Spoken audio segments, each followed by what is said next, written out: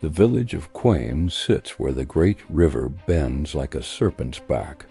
For generations, the people have known one truth above all others. The river gives, and the river takes away. This is a story about a man who received the river's greatest gift and paid the river's darkest price. This is the story of Obi, the fisherman who loved a woman who should never have been loved. Obi was the loneliest man in Quaim. While other fishermen sang and joked as they cast their nets, Obi worked in silence. His parents had drowned in the river when he was young, and since that day he'd lived alone in a hut at the water's edge, speaking only to the fish he caught and the river that took everything from him. One night, during the festival of the new moon, Obi stayed behind while the village celebrated. He sat on the riverbank, watching the black water slide past, when he heard it, a voice like water over stones, singing a melody that made his heart ache with a longing he'd never known. He waded into the shallows, following the sound. The current grew stronger, pulling at his legs, but he couldn't stop. The singing was all that mattered. Then he saw her. She floated in the deep water, her skin gleaming like wet copper in the moonlight, her hair spreading around her like dark seaweed. Her eyes were the color of river stones, and when she looked at him, Obi felt something break open inside his chest. "Help me," she whispered. "I am caught between worlds." Without thinking, Obi dove. The river fought him, pulling her down, but he was strong from years of wrestling nets and waves. He grabbed her hand. It was cold, so cold, and pulled. The river roared in his ears, furious, but he kicked harder, and together they broke the surface. On the shore, she coughed and shivered. Obi wrapped her in his fishing blanket, and as he did, she spoke. "You have saved me from a terrible fate. I will be yours if you will have me. But you must swear one oath." Her eyes locked onto his, and they seemed to hold entire oceans. "You must never speak my true name aloud. Not even in sleep, not even in prayer. Do you understand?" "I don't even know your name," Obi said. She leaned close and whispered it in his ear. The word was strange, not quite language, more like the sound of water flowing over ancient rock. It resonated in his bones. "Now forget it," she commanded. "Call me a daze." "That will be enough," Obi nodded, mesmerized. "I swear." The months that followed were the happiest of Obi's life. A daze moved into his small hut, and suddenly everything changed. His nets always came up heavy with fish. His garden flourished even in dry season. When he was sick, her cool hands healed him. When he was sad, her voice soothed him. But she was strange in ways the villagers noticed. She never went far from the river. Every morning before dawn, she would wade into the water and stand there for an hour, perfectly still, as if listening to something only she could hear. Her skin was always slightly damp, even in the burning sun, and she never ever drank anything but pure water from the river. The children loved her because she told stories of underwater kingdoms and fish that sang prophecies. The old women respected her because she knew which plants healed and which ones cursed. But one person hated her, Chidi. Chidi had grown up with Obi. They'd been best friends as boys, fishing together, getting into trouble together. But as they grew older, something had soured in Chidi. He'd wanted to be the best fisherman, the richest man, the one everyone respected. Instead, that was Obi ever since Adiye's came. Chidi watched them. He saw how Obi looked at her, like she was the river and the sky and the earth all together.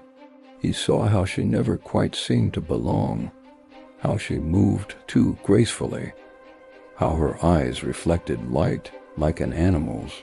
"She's not human," Chidi muttered to himself one evening, watching a daze sing to the water. "And I'm going to prove it." Chidi began to investigate. He talked to the old shrine keeper, who told him about the river spirits, the Mamiwata, the beautiful women who lured men to watery graves. He learned about the ancient pacts, the names that held power, the oaths that bound spirits to the mortal world. "If a river spirit gives a mortal her true name," the shrine keeper said, her eyes cloudy with age, "and that mortal speaks it aloud, the spirit must return to the river, and she will not go gently. The river will rage for what was taken from it." Chidi smiled. He had his weapon. Now he just needed to use it. One night, Chidi invited Obi to drink palm wine with him, like old times. Obi, who had missed his friend, agreed. They drank and laughed, and Chidi carefully, so carefully, steered the conversation. "You're so lucky, my brother," Chidi said, his words slightly slurred, "to have such a beautiful wife. Tell me, what's her family name?" "I've never heard you mention it." "A daze," Obi said simply. "That's all I need to know.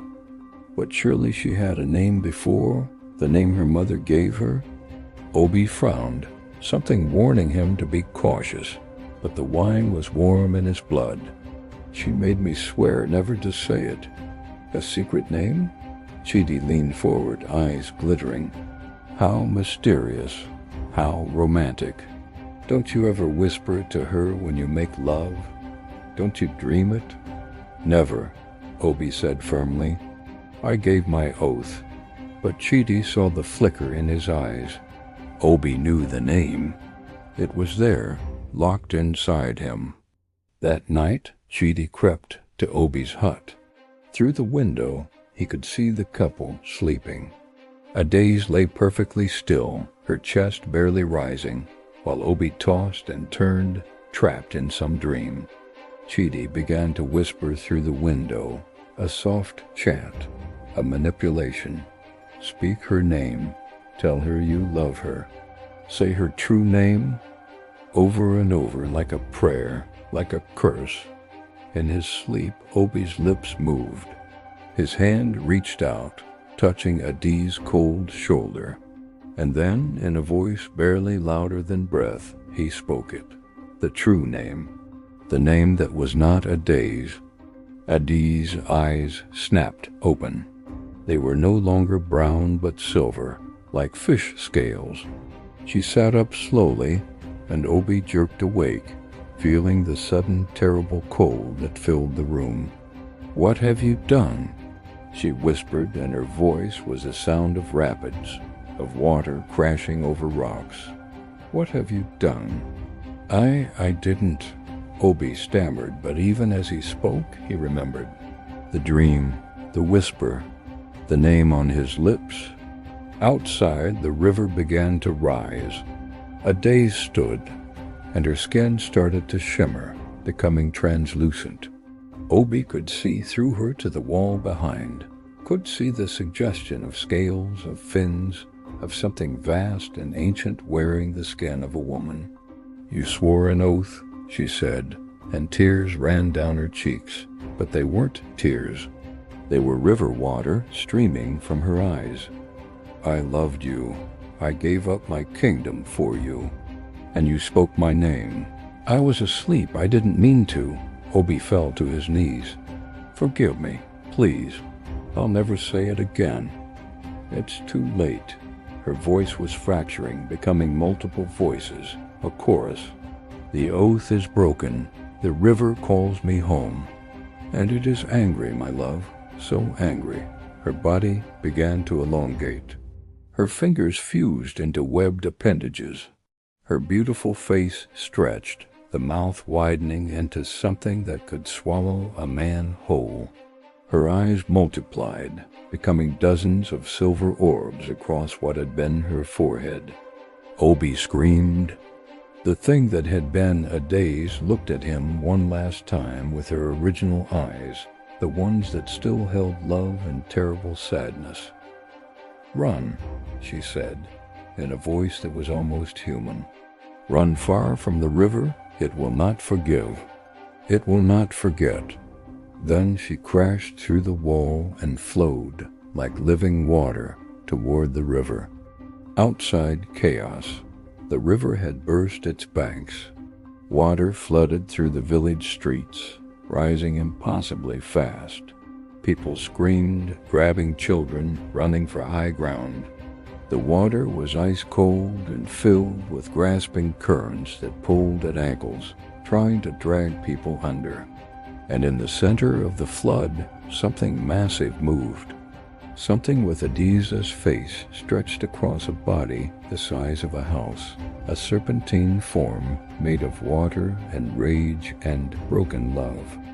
Obi ran to the shrine, where the old keeper was preparing rituals of protection. "How do I fix this?" he shouted over the roar of water. "How do I save them?" The shrine keeper looked at him with pity. "The river spirit loved you. She gave up her immortality for you. Now she is neither spirit nor human. She is something broken. There is only one way to mend what was shattered. Tell me, you must go to her. You must offer yourself to the river, a life for a life, an oath for an oath. If you give yourself willingly, the river may be satisfied. The village will be spared." Obi didn't hesitate. He ran toward the flood. He found Chidi trying to flee, struggling in waist-deep water. Their eyes met, and Chidi's face went pale with guilt.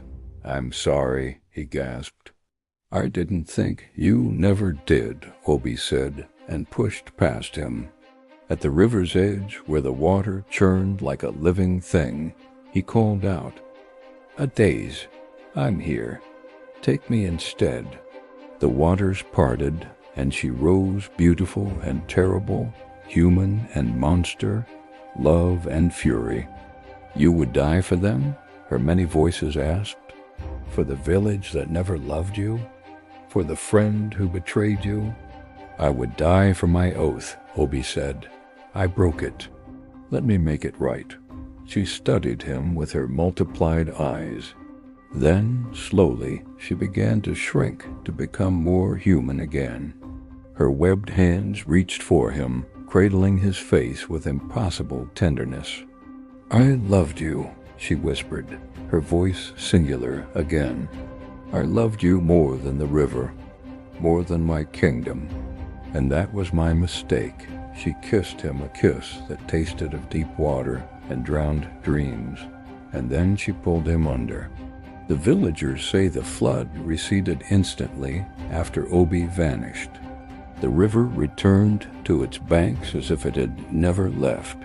But where Obi's hut once stood, a deep pool formed, dark and still. And sometimes, on nights when the moon is new, you can hear two voices singing from that pool, one male, one female, harmonizing in a language that sounds like water over stone. Chidi lived the rest of his life in the village, the most successful fisherman Quaim had ever seen. His nets were always full, his catches always perfect, but he never married, never smiled. And every night he could hear water dripping somewhere in his hut, though he never found the source. The river gives, and the river takes away, but betrayal, it remembers forever. If you enjoyed this tale of love and betrayal from African folklore, subscribe for more horror stories rooted in ancient traditions. And remember, some promises are too sacred to break, and some names are too powerful to speak. Sweet dreams. And stay away from the river at night.